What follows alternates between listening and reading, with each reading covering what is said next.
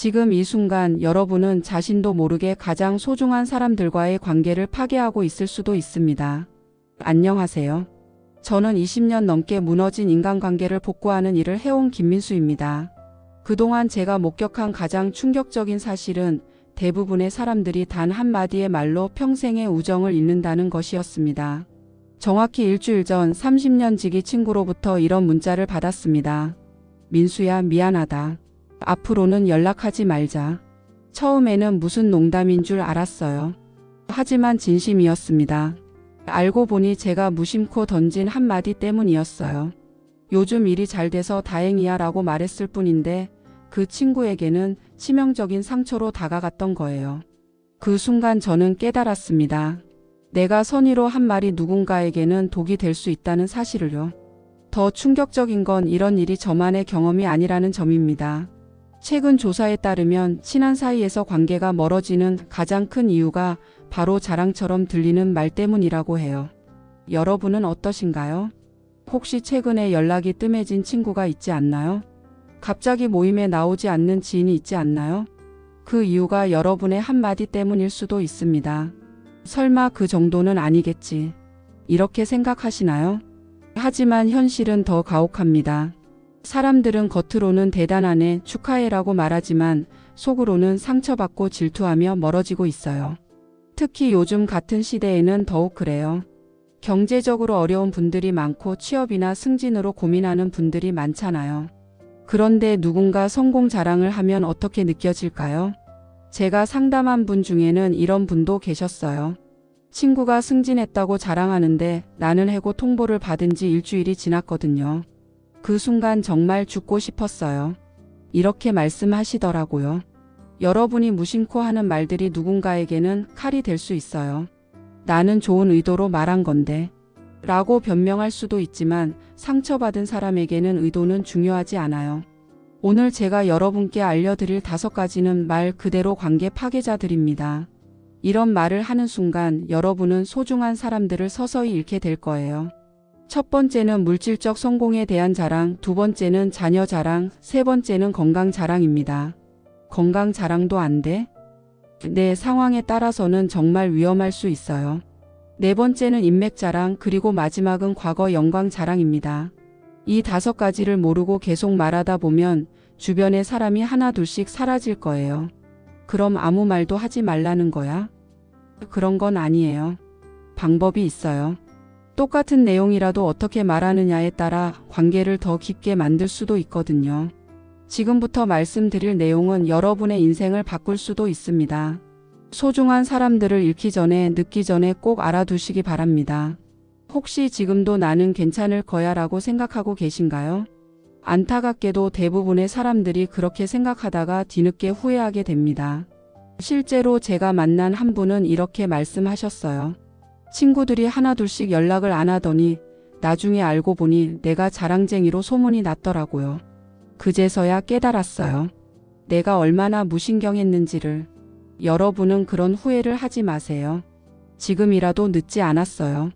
오늘 이 시간이 여러분의 인간관계를 구원하는 전환점이 될 수 있습니다. 그럼 지금부터 본격적으로 조심해야 할 5가지 자랑에 대해 말씀드릴게요. 첫 번째는 바로 물질적인 것에 대한 자랑입니다. 그럼 지금부터 본격적으로 조심해야 할 5가지 자랑에 대해 말씀드릴게요. 첫 번째는 바로 물질적인 것에 대한 자랑입니다. 얼마 전 제가 참석한 모임에서 있었던 일이에요. 한 분이 요즘 주식이 잘 돼서 차를 바꿨어요 라고 하시더라고요. 그 순간 분위기가 썰렁해졌어요. 다른 분들의 표정을 보니 뭔가 어색한 기분이 드는 것 같았거든요. 사실 그분은 나쁜 의도가 전혀 없으셨어요. 그냥 기분 좋은 일을 나누고 싶었던 거죠. 하지만 듣는 사람들의 상황은 달랐어요. 어떤 분은 최근에 사업이 어려워서 고민이 많으셨고 또 다른 분은 아이 교육비 때문에 허리가 휘고 계셨거든요. 돈이나 재산에 대한 이야기는 정말 조심해야 해요. 왜냐하면 사람마다 경제적 상황이 다르기 때문이에요. 내가 여유롭다고 해서 남들도 그런 건 아니거든요. 특히 요즘 같은 시대에는 더욱 그래요. 경기도 어렵고 많은 분들이 경제적으로 힘든 시기를 보내고 있잖아요. 그런데 누군가 돈 이야기를 하면 상대적으로 박탈감을 느낄 수 있는 거예요. 그럼 좋은 일이 있어도 말하지 말라는 거야? 이렇게 생각하실 수도 있어요. 물론 좋은 일은 나누어야죠. 다만 방법이 중요해요. 운이 좋았어요. 감사한 일이 생겼어요. 이런 식으로 겸손하게 표현하면 돼요. 두 번째로 조심해야 할 자랑은 자녀에 대한 거예요. 부모라면 누구나 아이 자랑을 하고 싶어 해요. 당연한 마음이죠. 하지만 이것도 정말 신중해야 해요. 제가 아는 한 어머니는 모임만 가면 아이 이야기만 하세요. 우리 애는 학원 안 다니는데도 성적이 좋아요. 선생님이 우리 아이가 특별하다고 하시더라고요. 이런 식으로요. 처음에는 다들 대단하네요 하면서 들어줬어요. 하지만 시간이 지나면서 점점 그 모임에 사람들이 안 나오기 시작했어요. 왜냐하면 자녀 교육으로 고민하는 분들에게는 그런 이야기가 부담스럽게 느껴졌기 때문이에요. 아이 자랑을 할 때는 항상 상대방의 입장을 생각해야 해요. 혹시 그분도 아이 때문에 고민이 있을 수 있거든요. 성적 때문에, 진로 때문에 아니면 다른 이유로 걱정하고 계실 수도 있어요. 세 번째는 건강 자랑이에요. 건강한 게 나쁜 건가? 하실 수도 있는데 여기서 말하는 건 과도한 건강 자랑을 말하는 거예요. 예를 들어 나는 아무리 먹어도 살이 안 쪄요. 병원에 가본 지가 언제인지 기억도 안 나요. 이런 말들이요. 듣는 사람이 다이어트로 고생하고 있거나 건강 문제로 걱정하고 있다면 어떨까요? 실제로 제가 상담한 분 중에 이런 분이 계셨어요. 당뇨 때문에 식단 관리를 하고 계시는데 친구가 나는 뭘 먹어도 건강해라고 하는 말을 듣고 정말 속상하셨대요. 건강한 게 좋은 일이지만 그렇지 못한 사람들의 마음도 헤아려야 해요. 건강을 유지하기 위해 노력하고 있다고 말하는 건 좋지만 마치 자신이 특별한 것처럼 말하는 건 조심해야 해요. 네 번째는 인맥 자랑이에요. 내가 누구를 알고 지내는데 그 사람이랑 친해요. 이런 말들 말이에요. 이런 이야기는 정말 조심해야 해요. 왜냐하면 인맥 자랑은 결국 나는 너보다 사회적으로 더 성공했어라는 메시지를 줄 수 있거든요. 듣는 사람 입장에서는 마치 자신이 초라하게 느껴질 수 있어요. 더 큰 문제는 인맥 자랑을 하는 사람들이 종종 그 관계를 과장하는 경우가 많다는 거예요. 한두 번 만난 사이를 마치 친한 사이인 것처럼 말하거나 일방적으로 아는 사이를 서로 아는 사이인 것처럼 포장하는 거죠. 다섯 번째는 과거의 영광에 대한 자랑이에요. 내가 젊었을 때는 예전에 내가 한 일이 이런 말로 시작하는 이야기들 말이에요. 물론 과거의 경험을 나누는 건 좋아요. 특히 후배들에게 조언을 해줄 때는 유용하죠. 하지만 그게 자랑처럼 들리면 문제가 돼요. 과거 이야기만 계속하는 사람들을 보면 현재에 만족하지 못하고 있다는 느낌이 들어요. 마치 지금은 별거 아니지만 예전엔 대단했어라고 말하는 것 같거든요. 현재를 살아가는 사람이 더 매력적이에요. 과거의 경험을 바탕으로 현재를 충실히 살아가는 모습이 훨씬 멋있거든요. 그럼 어떻게 해야 할까요? 가장 중요한 건 상대방의 입장에서 생각해 보는 거예요. 내가 하려는 말이 상대방에게 어떻게 들릴지 한 번 더 생각해 보세요. 그리고 자랑보다는 감사한 마음을 표현하는 게 좋아요. 운이 좋았어요. 감사한 일이에요. 이런 식으로 말하면 훨씬 겸손하게 들려요. 마지막으로 상대방의 이야기에 더 관심을 갖는 연습을 해보세요. 내 이야기를 하기보다는 상대방의 이야기를 들어주는 거예요. 그러면 자연스럽게 더 좋은 관계를 만들 수 있을 거예요. 지금까지 5가지 조심해야 할 자랑에 대해 말씀드렸는데요. 사실 이런 이야기를 하다 보니 저 자신도 많이 반성하게 되더라고요. 제가 무심코 했던 말들을 떠올려 보니 그때 내 말이 누군가에게는 자랑으로 들렸을 수도 있겠구나 싶은 순간들이 참 많았어요. 완벽한 사람은 없어요. 우리 모두 때로는 실수하고 때로는 상대방을 배려하지 못할 때가 있죠. 중요한 건 그걸 인정하고 조금씩 나아지려고 노력하는 거라고 생각해요. 얼마 전에 제가 상담했던 한 분이 이런 말씀을 하셨어요. 선생님, 저는 이제까지 제 이야기만 했던 것 같아요. 친구들이 무슨 생각을 하는지 어떤 기분인지 생각해 본 적이 없었어요. 정말 솔직하고 용기 있는 말씀이었어요.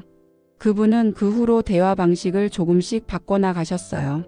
자신의 이야기를 하기 전에 먼저 상대방이 어떤지 물어보시고 상대방의 이야기에 집중해서 들어주시더라고요. 그랬더니 신기하게도 사람들이 그분과 더 많은 시간을 보내고 싶어 하게 되었대요. 이게 바로 진짜 소통의 힘인 것 같아요. 내가 말하고 싶은 것보다 상대방이 듣고 싶어 하는 것을 먼저 생각하는 거죠. 그런데 여기서 한 가지 더 말씀드리고 싶은 게 있어요.